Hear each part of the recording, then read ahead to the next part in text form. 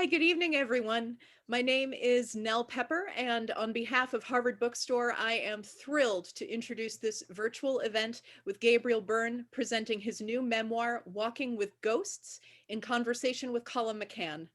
I hope you're all well and safe. Thank you so much for joining us virtually tonight. Through virtual events like tonight's, Harvard Bookstore continues to bring authors and their work to our community and our new digital community during these challenging times. Every week, we'll be hosting events here on our Zoom account. And just like always, our event schedule will appear on our website at harvard.com, and you can sign up for our email newsletter for more updates. This evening's discussion will conclude with some time for your questions. If you have a question for our speakers at any time during the talk tonight, click on the Q&A button at the bottom of the screen, and we'll get through as many as time allows. In the chat, I'll be posting a link to purchase copies of Walking with Ghosts on harvard.com, as well as a link to donate in support of this series and of our store. Your purchases and financial contributions make events like tonight's possible and help us ensure the future of a landmark independent bookstore in Harvard Square. We thank you so much for showing up and for tuning in support of our authors and of the incredible staff of booksellers at Harvard Bookstore. We sincerely appreciate your support now and always. And finally, as you may have experienced in virtual gatherings recently, technical issues may arise. We hope they don't, but if they do, we will do our best to resolve them quickly. We thank you so much for your patience and understanding. And I am honored to introduce our speakers. Gabriel Byrne was born in Dublin and has starred in over 80 films for some of the cinema's leading directors. He won a Golden Globe for his performance on HBO's In Treatment. On Broadway, he won the Outer Critics Circle Award for Best Actor and has been nominated twice for the Tony Award. Colum McCann is the author of 7 novels and 3 collections of stories. Born and raised in Dublin, his many honors for his writing include the National Book Award, the International Dublin Impact Prize, a Chevalier des Arts et Lettres from the French government, and election to the American Academy of Arts. He is the co-founder of the nonprofit Global Story Exchange organization Narrative 4, and he teaches at the MFA program in Hunter College. Tonight, they'll be discussing Gabriel Byrne's acclaimed memoir, Walking with Ghosts. This lovely book unspools memories of childhood and surreal encounters with fame in musical prose that is by turns dreamily nostalgic, heartbreaking, and very, very funny. The Washington Post calls Walking with Ghosts an elegiac memoir that dazzles with unflinching honesty as it celebrates the exuberance of being alive to the world despite living through pain. I'm so honored to turn things over to our speakers. The digital podium is yours, Gabriel and Colum. Thanks so much, Nell. Nell, thank you so much, and it's a real honor for me. I'm thinking a lot about some of our Dublin phrases, and Gabriel, do you remember the phrase when you'd get a reddener when the face would blush and people say nice things about you? Well, you have a line in the book where someone comes up to you and says, "Hey, give us a light off your face for me cigarette, will you?" Right? A real Dublin phrase, which is just fantastic. But you're going to have to take a moment, because I have to say that this was one of my favorite books, not just of this short year, but of recent memory. I was extraordinarily taken by it, not just because I'm from Dublin, not just because I know some of the places and people and the texture of what you're about, but because it reminded me of some of the great books of our times. And the Irish were good at we're good at memoir. You think of like Nuala Fuelon, and if you think of, say, Frank McCourt and Edna O'Brien and John McGahern and Lord knows, even Peg Sayers, remember Peg? The tradition of the memoir in Irish literature is very strong. But what strikes me is that the memoir was shaped and reshaped, and as Irish writers, they told it slant, as Emily Dickinson would have said. And you go in here in the most extraordinarily successful way, and you tell it slant and you tell it different. And it reminded me of Dylan Thomas, to be honest with you. So there you go with another Redner. And I know it's difficult for you because you're a humble person, but I just want to begin this interview, because I'm going to give you a bollocking later on. But I want to begin this interview by saying that this is a book that's precious to me, and will be precious to me. So that said, what is it about the Irish and the memoir, do you think, in particular, that might is there something in the Hiberno Irish dialect, or is it something else? Yeah, I've never heard that question posed before. The great Irish memoirs that you've mentioned there, two of the classic memoirs were written in Gaelic. One by a man called Tommaso Criffin, who wrote about his island home off the coast of Kerry, small island. And on that same island, there was a woman called Peg Sayers who also wrote a memoir. So on this tiny rock in the middle of nowhere, there was Tommaso Criffin, who wrote The Island Men, Peg Sayers, who wrote My Life, and Willis O'Sullivan, who was another writer there, who wrote 20 Years of Growing. Mm. And so 3 memoirs to come out of the same island. I don't know that we're better at memoir. I think the kind of writing that we do tends to be influenced by our history. And for those people who may not be so familiar with the story of Ireland, say from the 16th century on, where the colonization of Ireland began in around 1592 or 93, something like that, through the suppression of religion, the removal of books from people's lives, and a forcing of them to learn English. That had profound effects on the literature that came after, because literature and imagination went underground. And so, whereas before you had the classical schools of Gaelic poetry, you now had what you might call folk poetry, where poetry was repeated by people in a town about subjects that the people in the town cared about, as well as, themes of import, like the state of Ireland, what it meant to be subversive and so forth. And a literary form was established called the ashling. And ashling was a metaphorical way of describing a woman, but we are actually describing Ireland. And poetry that was political went underground. Imagination was forced underground, and it became an oral tradition.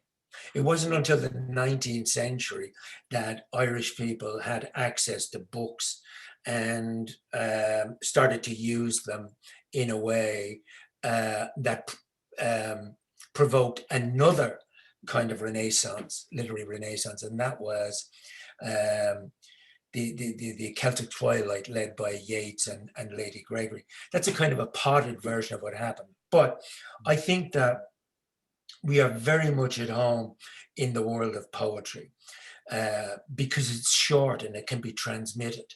And we have a whole tradition of Irish poetry that goes back to, the fifth century.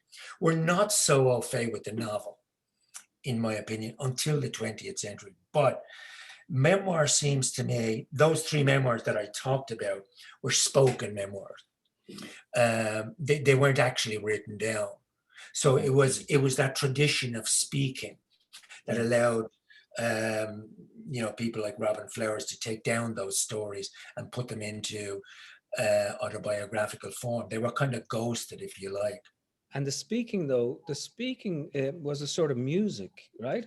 I mean, when you think about Hiberno English, if you will, or even Irish, and even if you think about the Aisling poems, which I want to ask you a little bit more about later on, so much of it is about sound, and so much of what you've written here is about sound. I found it sounding out in my head, and you know sometimes we get the people look at Irish writing and they think it's you know comically torturous, or like over the top poetic, but nobody quite gets the sound like Irish writers tend to do, I believe. And I think that you were obviously keyed in very much to sound, rhythm, dialect, dialogue, and so on when you were writing this. I mean, for me, I can hear the book. It's a book I can listen to, which is a great compliment. So then it goes back to poetry. How important was poetry for you when you were growing up? Well, I wasn't introduced to poetry as this esoteric discipline. I was introduced to it in a very kind of casual and unself-conscious way. My mother was very fond of poetry, and she used to quote it, but she would quote it in a way that made sense in our daily lives. Like, she would quote Robbie Burns, and Robbie Burns had a line in one of his poems where he says, "Oh, to have the power to see ourselves as others see us." Um, she used poetry in a way to kind of illuminate life for us, but as I said, in a very unself-conscious way. Sound is terribly important in Gaelic poetry. If it tends to use a lot of beautiful sounding adjectives, and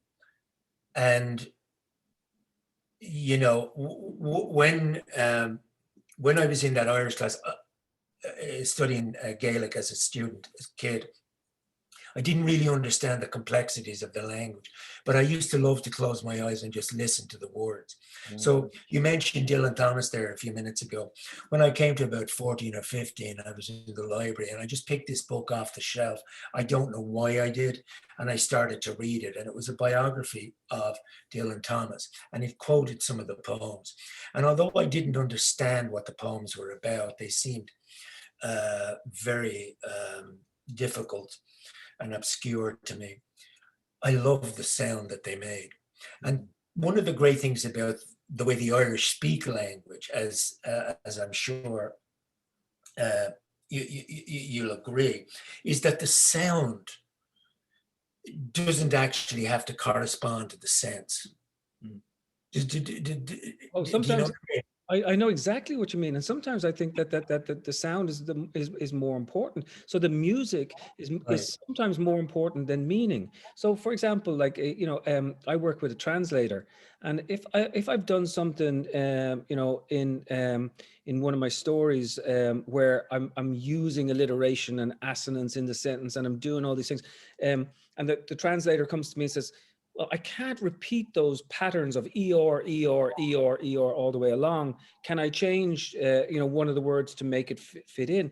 Yes, please accommodate the music more than you do the meaning, because the music therefore suggests a further meaning. I think music, I think you even talk about this in the book, that music captures something about the human heart that we can't necessarily consciously grasp.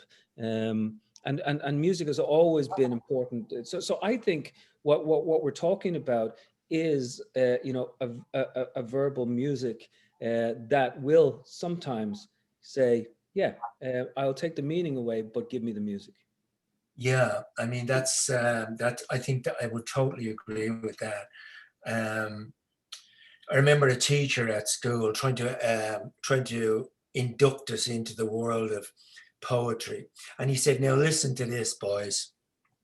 And he took a poem by Yeats, the famous Lake Ilovinish Free poem. And he said, now listen to this. Lake water lapping with low sounds by the shore. He said, can you hear the water? Lake water lapping with low sounds by the shore. And then he said, now listen to this one. And this was the ride from Ghent to I can't remember who wrote it, but the opening lines of that were, I sprang to the stirrup and Joris and he, we galloped, we galloped. We galloped, it galloped, we galloped all three. He said, can you hear the horses' hooves in there, lads? Right. Now, that was an amazing door to open. That poetry actually contained a musical sense, if you like. And when I was writing this book, I wanted the lines. I understood that the thing itself couldn't stay up unless it was on the foundation of words that meant something. And so I test the line out for rhythm. If I felt the rhythm was off, I would rework it. That may have been unnecessary in a memoir, but then again, I took a different approach to memoir. I didn't want it to be a chronological story of I did this and I did that and I met this person and I met that person. What I wanted to do was look at the major moments in all our lives where our lives turn on an axis. It can be because of something terribly small. It doesn't have to be, on the road to Damascus moment. It can be knocking on a door and your life changes because of that knock. And the things that preoccupy us, even though we don't articulate them often in daily conversation: time, identity, memory, imagination, humor, death, life. They were the things I was trying. Where did they begin for me? Where was my first inkling of awareness of mortality, for example? And I was able to find those moments. A bit, I suppose, like an archaeologist who goes in and there's just a big field there, and he gets out his little trowel and he keeps going until he finds something. Yeah.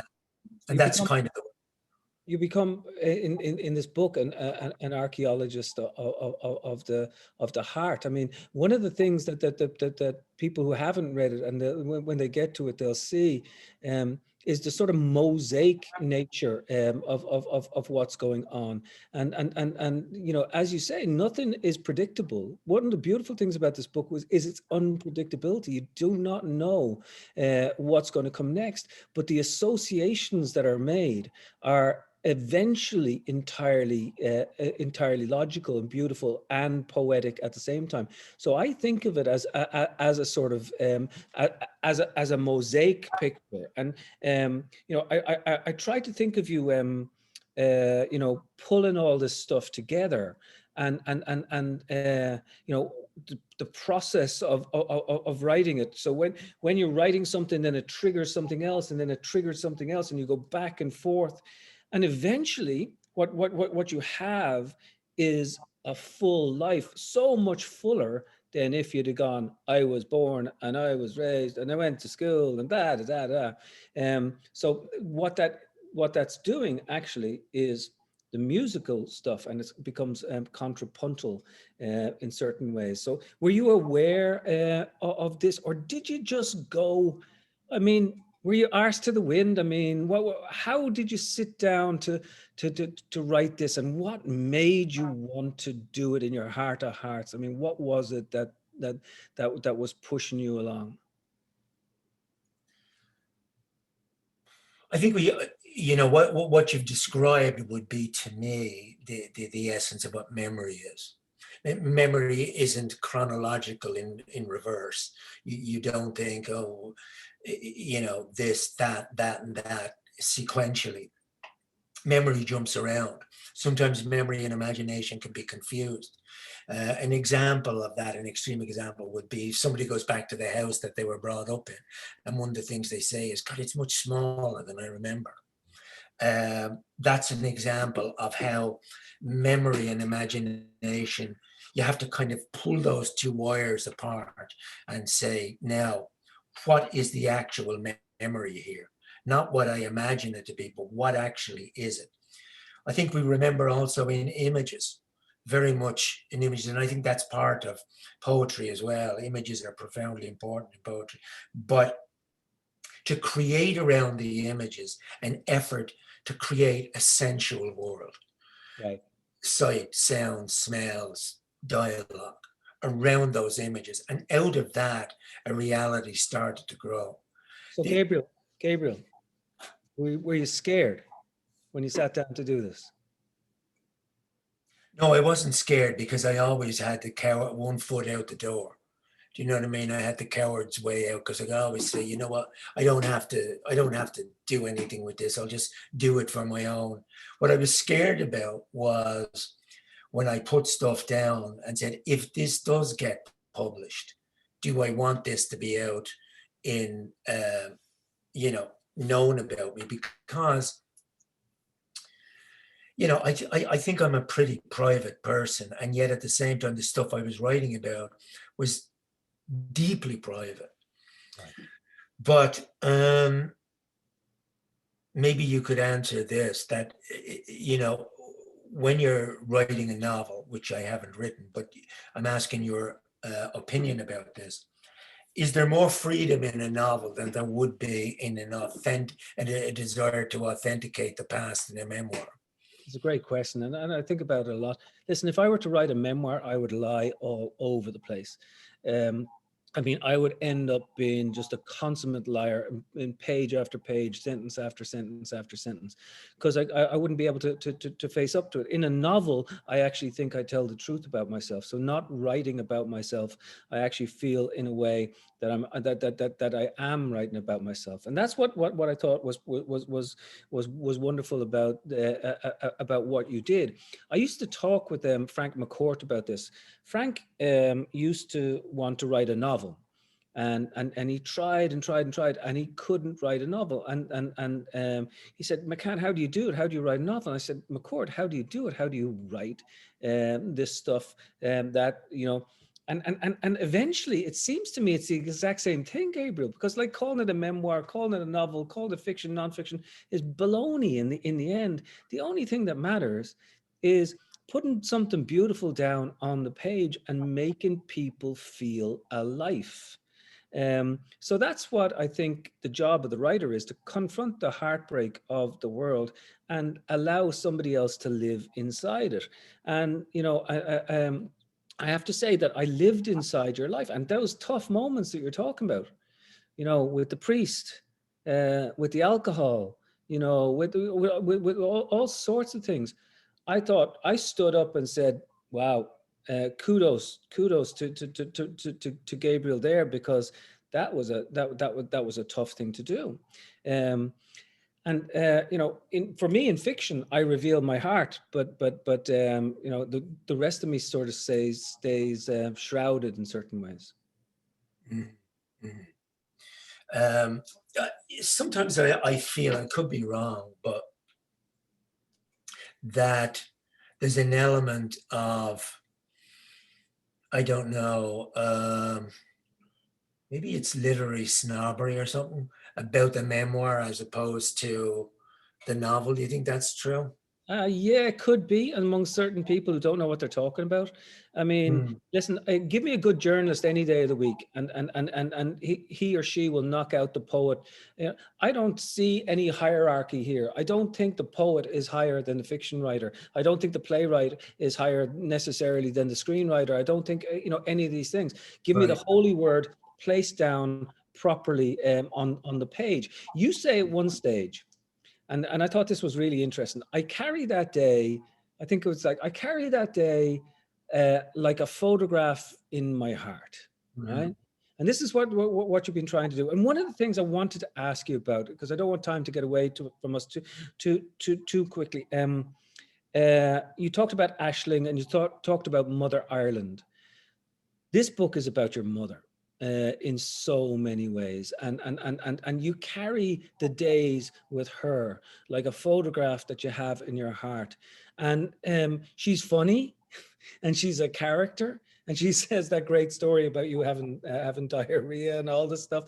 And did you feel that you had to capture her and recapture her almost like Scheherazade to keep her alive?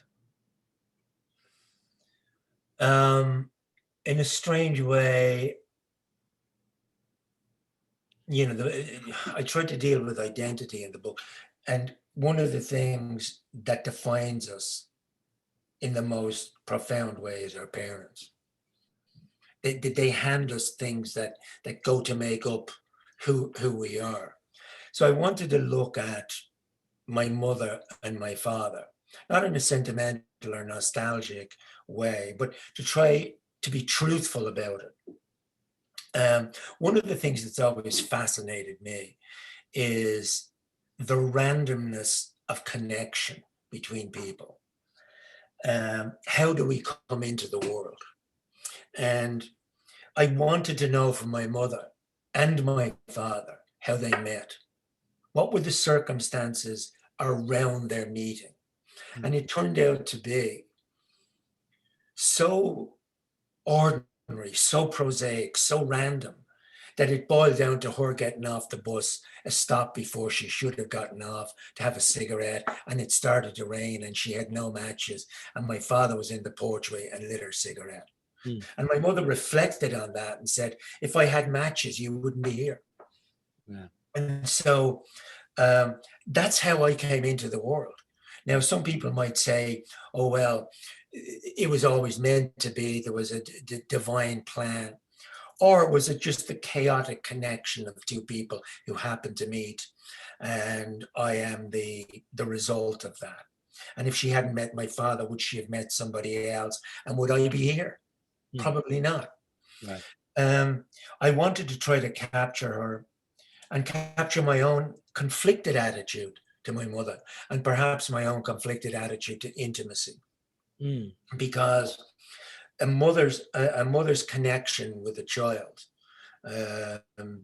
maybe it's different for women, but for men, a male child and a mother, there's a particular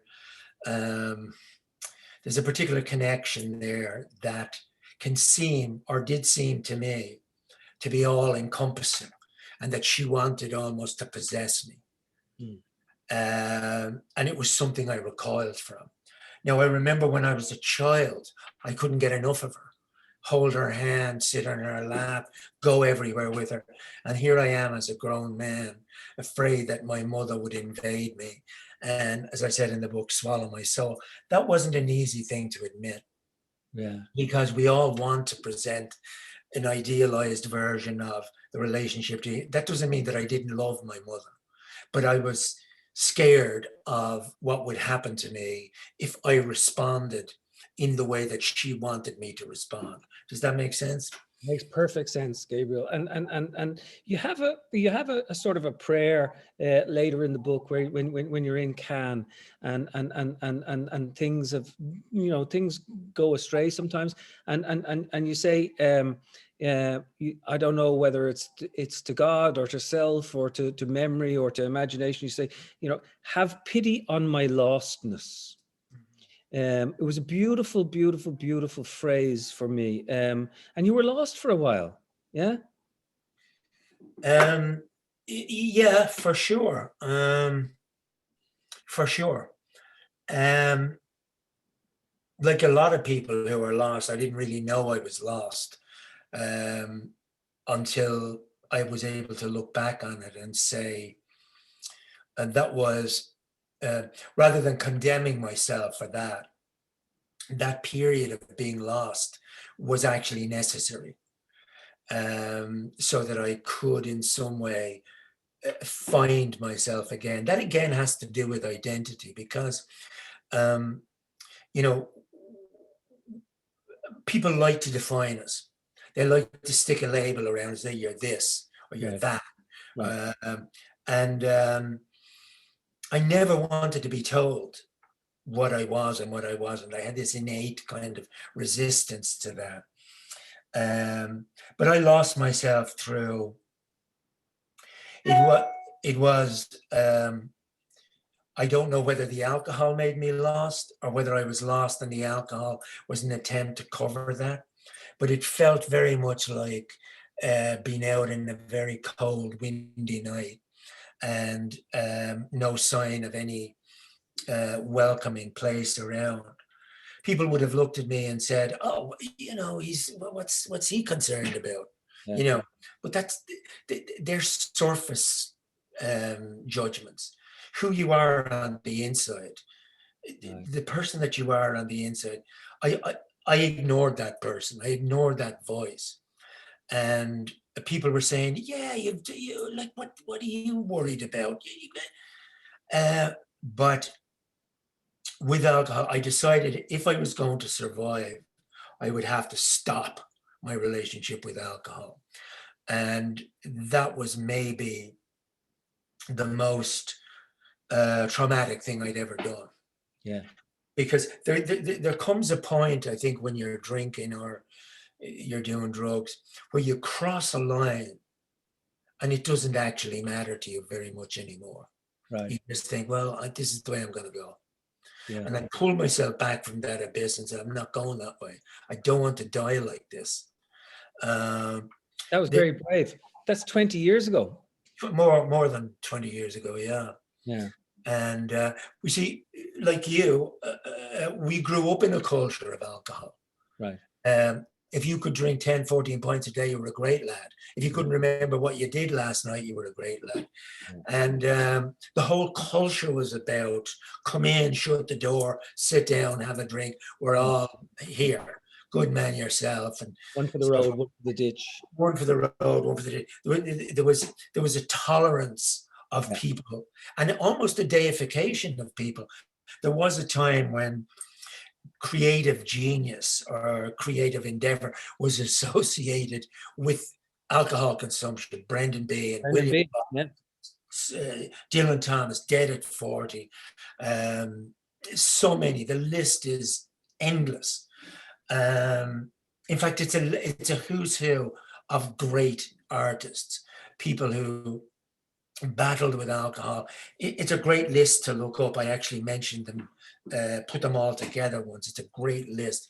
And you think, my God, all these people, all these amazing talents, where John Cheever, for example, battling a hangover every morning to try to get these words down on the page. Well, that was you couldn't be a writer, or you couldn't be a poet unless you were actually tormented and you were actually drinking a lot. That myth was fostered by people like Brendan Behan and Kavanagh and so on. But by the collusion of Irish people, I'm talking about Ireland specifically, saying, that's why he's a great poet. That's why he wrote himself out, because he could have been a great genius if he kept going. So it was a dangerous culture to be growing up in. And I became addicted to it because it is a tremendously powerful, though toxic way of escaping the moment. You lose yourself. You lose yourself. It's almost like the art of writing poetry or writing literature. But one of the things that I do want to do, because we unfortunately we have to get into time issues and so on here. But one of the things I really want to talk about, Gabriel, is how, I almost want to curse, but I won't. But how funny this book is. This book is funny. Right, it really is. I mean, from the story about wanting to get a fan in your room, to the story about the communion, which plays into all sorts of Irish tropes that go, Brendan Behan, Frank McCourt, the communion stuff and all these things. But the ability to just take it and have a laugh. I mean, you're really joyous in this book, and I think it's very important that people know that this is a serious book, but it's also a really joyous book, and a bellyache of a laugh at times. Now, you don't always necessarily project in public, that side of yourself, but you're one of the funniest bastards I know. Well, you see, the thing is, I have, uh, you know, I have always been an extremely shy person. I still am. And I have to get to know somebody really well before I let the clutch out. And it takes sometimes a long time. If I feel comfortable, um, I can let that side of myself out. That used to happen when I was drinking or I was smoking. I would lose that kind of shit, and I'd be funny up to a point, and then I'd be not so funny because I'd be repeating myself.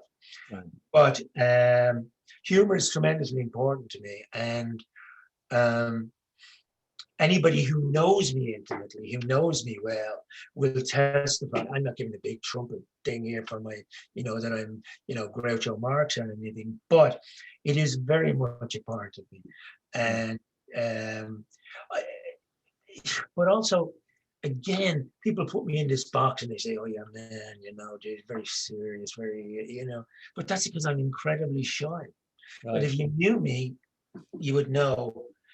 Yeah. Uh, you're saying, yeah, you bollocks, yeah. No, I'm saying, yeah, you bollocks. You are shy. You are shy, and you are humble, and that's great. And I like that about you, that humility. But you also know where your power lies as well. I got to just the one little question about acting, and I didn't really want to bring in acting because you're a writer. For me, I'm going to remember this as one of the great books of our times, and I'm not messing around. When I think of Gabriel Byrne, I'm going to think of him and what he wrote. But we were talking one stage about playing the king, right? And you told me a story about how one decides to play the king, whether it be in Shakespeare or whether it be in film or and I think it's enormously instructive, not only on a human level, but as you know, as a metaphor for so much of what we do. How do you, as an actor, play the king? Well, I'm going to, that story was originally told by Alec Guinness, and I've never forgotten it because it's one of the great um, insights into human behavior, but also into the art of acting. Somebody said to him, "How do you play a king? How do you go about playing a king?" And he says, "You don't. Everybody else does." That's right. So you could walk on hopping on one leg, and you could come on backwards. You could come on with a straw hat. It doesn't matter. As long as those courtiers go, Your Majesty, you are the king. Because they know that you are the king, so the king can be absolutely anything whatsoever. Any, What a anything that. tremendous metaphor, Mhm. for where we happen to be now. Last question before we head into the general questions. Is the Ireland that you bring up in this book, and the Ireland that I know, because we came right beside each other, and it feels entirely true to me. Is that Ireland? Is that romantic Ireland dead and gone? Is it with, uh, who would it be with in O'Leary the at the grave. O'Leary at the grave. Yeah. No, no. I was thinking about some other O'Leary that we could do. It's with Paul McGrath in the grave. No? Oh, but Paul McGrath's not in the grave. God bless my. I shouldn't say something like that. But no. Is that romantic Ireland, the one that you and I sort of grew up in, dead and gone, or will they be romantic about it forever? Will generations come along and just say, I remember the COVID times, and let me tell you stories about that, and do we just continue on going? I don't think there's any such thing as romantic Ireland. There never was. It's a mythology. It's like Shangri-La. It's a place that never existed. It still doesn't exist. But if you look at Ireland in an uncritical way, it fulfills in a strange way a deep rooted, not for everybody, but for some people, a deep rooted desire to reach or return to somewhere that embodies all the things that one comes across in the world that one lives in. Ireland is green, Ireland is poetic, Ireland is beautiful, our people are friendly, all those things. There's a certain amount of truth in it, but it's not the reality of Ireland, as we know, because Ireland is populated by real people. And real people have their complexities and their virtues and their vices and so forth. Our history has made us who we are to a great extent. But I don't think there's anything romantic about anything. I think that a great deal of our discontent as people comes from our unrealistic desires to have something be other than it is. There was nothing romantic about Robert Emmet or Wolfe Tone or Patrick Pearse.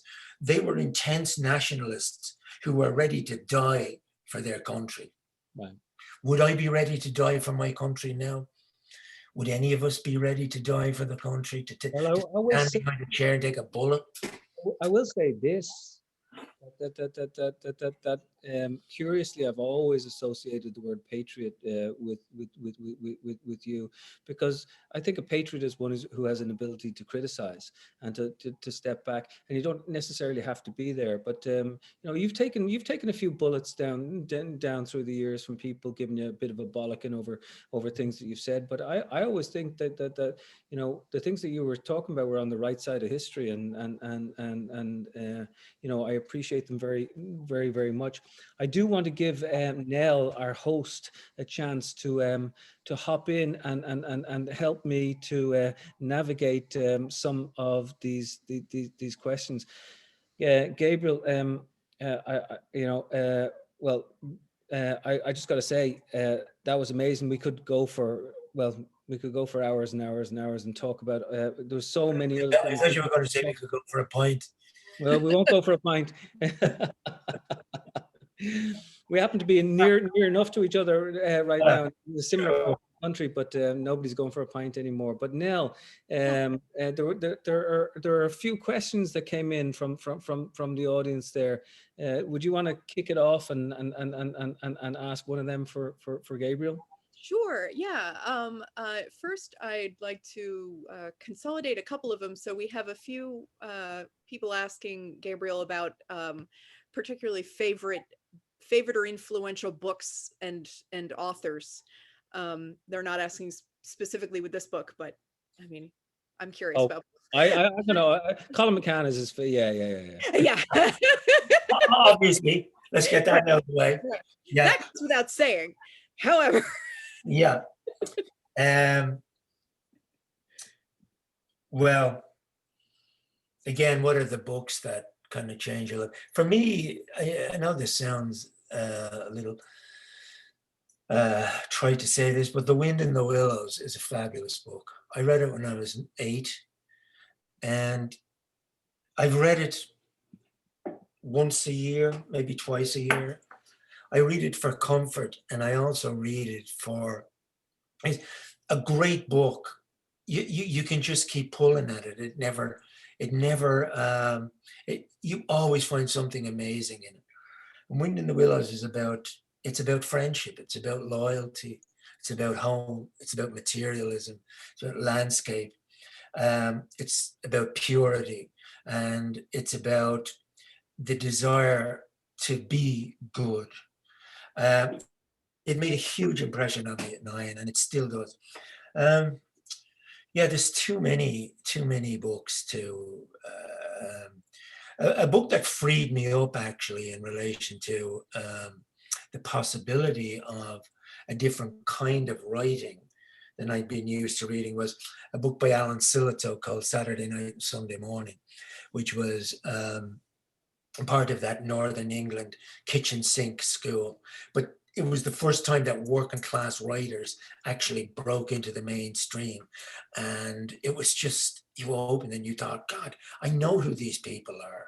I'm not, the mayor of Casterbridge is great, and I'm sure he was a great bloke and all the rest of it, but I identify more with Arthur Seaton. Mhm. So there've been quite a few books like that that have changed the way I've seen the world. So Gabriel, then Rosemary Mullen asks, and she says, in terms of identity, could Gabriel talk about what it's like to have been born and raised in Ireland, or born and bred and buttered in Ireland, as we say, but to have spent a lot of the time in the US now? And what's it like to have a foot in each culture? Oh, that is, I would hesitate to say, but Rosemary might be somebody who has a foot in two cultures. She may not be. But again, our history is the history of emigration. Um, Oftentimes we look to mythology to explain who we are at depth. And there's a fabulous Irish myth called The Journey of Oisin to Tirnanog. And it's about a man who's taken by this beautiful woman to this land of forever young. And he can have anything he wants, and he can live forever. And one day he comes to her and he says, I miss my friends and I miss my country. Just let me go back and see them and I'll come back here. And such was the desire that he had to return. And she said, yes, but you must never put your foot on the soil of Ireland. You must never do that. Just look at it and come back. And he comes back on the winged horse and he lands on a mountain in Ireland and he sees that everything has changed. And these three men are lifting a rock and they say, can you give us a hand with this rock here? And he says, I can't because I have to go back. He said, no, just get. And he leans forward to help them with the rock and he falls to the ground and he turns into dust. Now, the point of that myth is that we cannot return, because if we do return, our spirits, our souls will turn to dust. And that story is actually in the Bible. With Lot's wife, when God comes down and says, you better get out of here because Sodom and Gomorrah are going to be on fire, and you if you want to escape the city, you got to go. And one condition, you must not look back at the city. And as he and his wife get to the hill, the wife looks back and she's turned into a pillar of salt. Those mythologies were saying actually that you can't be in two cultures at the same time. You cannot be looking back and going back and expecting to be who you were. You just can't be. And I think that being exiled, being apart from our communities, our people, is one of the most painful and liberating feelings that I know of. It has caused me an enormous amount of soul searching. Do I belong there or do I belong here?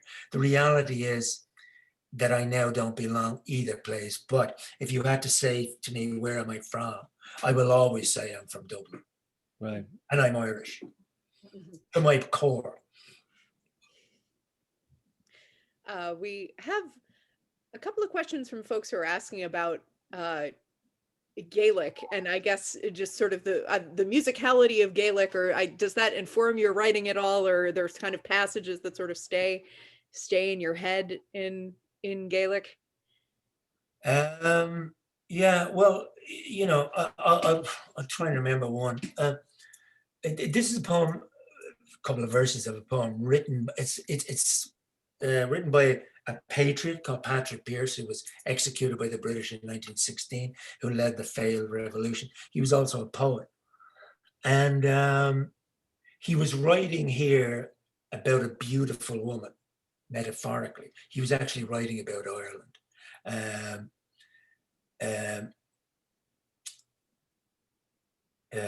For nacht a chun chua oil in the háile. Is the galus ma hwyl agl go stein fin do. I saw you naked, beauty of beauties, and I blinded my eyes that I would not see. That's a rough translation of it. But the poem is a beautiful hymn to a woman. But Patrick Pearse, I don't think, was that terribly interested in writing poetry to women, if you get me drift. Yeah. Um, and it's actually a poem to Ireland. Mhm. And Ireland and the woman, Ireland is always called she. And in the old Aisling poems, Ireland was always a beautiful woman lying by a river. And they usually began with, as I was out roving one morning in May, Yeah. I came upon it's like Keats's poem, La Belle Sans Domestique, that kind of thing where a beautiful woman presents herself.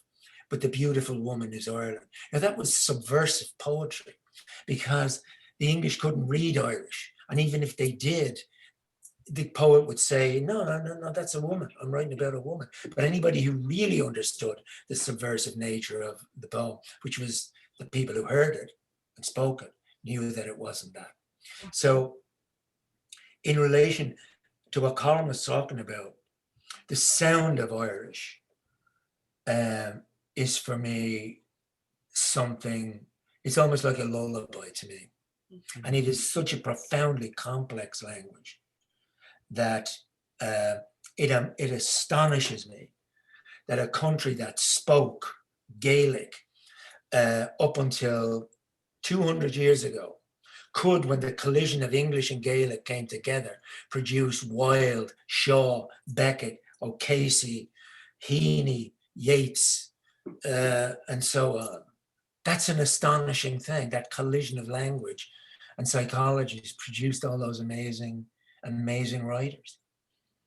Yeah, and you have picked up on that tradition in so many profound ways. You know, there are a good few questions. I don't think we'll be able to get to them all because we're time is collapsing in on us. But Gabriel, Edward Cahill says, now that you've written this book, should we be watching for more writing in the future? And the other one that I wanted to ask as well, going to get two questions in here. Samuel Burns, do you have any teachers that you feel particularly sort of indebted to? And the question has disappeared on me. But perhaps who doubted you, that you feel your success vindicated you? I'm not really interested in the second part of that question, but I am interested in teachers, as you know, and you're a part of Narrative 4 and what we do at Narrative 4. You know, can you talk about teachers teaching, and then maybe talk about book projects in the future? I think if I had it within my power to go back now and start to teach, I would love to do that. Because I was a teacher for 5 or 6 years and I was too young to know what I was doing. But I so deeply believe that a teacher can direct a child, young adult, to explore the potential of themselves. But we're all teachers. And you can never underestimate a word of encouragement to a young person, and to question them and really ask them and really listen to them. Because I never felt, I don't know about you, but I never felt anybody asked me anything. And like when you were like 5 or 6, adults would try to make conversation. They're still at this, asking kids, what are you going to be now when you grow up? You know, that stupid question that they always ask 6-year-olds. Right. When you do grow up, they never ask you, what do you want to be? Right. So anytime I feel that I can drop something in somebody's bag that might help them, I'll do that. Because as I said, we're all teachers. But I do remember a teacher who taught us Latin in 6 months to pass the GCE, and we only went into his class at lunchtime. He taught us for half an hour every day, but he taught us that Latin was cool. So we ended up at the end of the year talking Latin to each other. And that's because he let us know that we could do that. So listen to old people and encourage young people. That's a good one. And so the final question, some more writing projects on the horizon? Well, there's a couple of chancellors getting away with writing novels. I won't mention any names, but anyway, yeah, I'm tinkering around with a novel, and it's at too early in the stage to show it to anybody. But huh? Yeah, don't No. lose the secret of it. I mean, Oh, that's okay. important. Yeah, You got to that's hold it close to yourself. I remember talking to you about this particular book years ago, and you held it close to yourself, and it came out eventually, but it took some time and it took some difficulty. And I know that what you're about to embark on will be pretty amazing. But I really want to say to you, and to everyone else who has signed on, that they should have a look at this. This is kind of a little. This is a miracle. This is one of those books that will stay with you, will rock you in certain ways, make you, like knock you off your balance, which is what all good literature can do. And so, the fact that Gabriel Byrne is about to embark on a new writing project should be more than enough just to whet the appetite, and you don't need to go into to telling us what it's going to be all about. But I have to thank you, Gabriel, because you gave me such joy with this book, and my family and extended family. So thank you so much for it. And Sally in Dublin, who I'm going to send a video of all this to at some stage, will be asking for you. That's for anybody who's not in the know, that's my 93-year-old mother. I shouldn't say she's 93 at all, but this book, get it, buy it for your friends, enjoy it, delve into it. It's well, I get a chance to say it on the cover. It is a masterpiece.